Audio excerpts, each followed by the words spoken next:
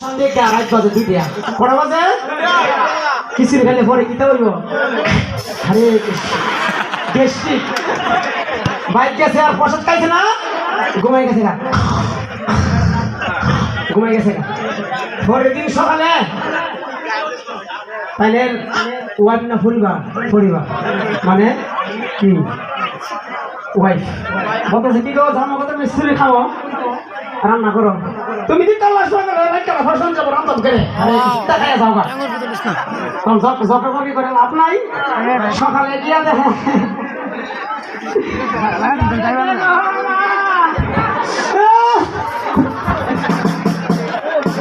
ইমন হয়নি গো মা হরে কৃষ্ণ কিন্তু একজনের নিচে 10 জনের প্রসাদ আর 2 জনের প্রসাদ পাইছে না তখন কিতা করছে নিয়া দিছে গুরুর টেগ শাস্ত্রী গুরু আছে না 20 কেজি দুধ দে এমন হয়নি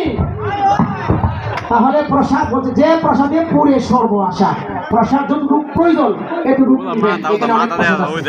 আর লোকসান করেন না হরে কৃষ্ণ প্রভুপাদ বলছে উপাস থেকে ট্রেনিং দিতে হবে কারণ অনেকের দিন আইব ভাত খাওয়া যেত না হরে কৃষ্ণ প্রভু রেডি করতে করতে আমি আরেকটা নাটক দেখাবো ভক্তি আর ইচ্ছা আছে শুনলো না আমি সাথে দেখাবো আমি শুনছি কিনা যে তারা নাটক করবে না আমি নাটক তৈরি করছি না আমি আরেকটা নাটক নিয়ে আসি ভক্তি আর সামনে বসে তো আমরা আনেন একটি নাটক দেখাবো ভক্ত সুধা হরে কৃষ্ণ হরে কৃষ্ণ প্রভু নাটক দেখিয়া বাংলাদেশের একটা লোক এক দিয়ে মাত্র চিন্তা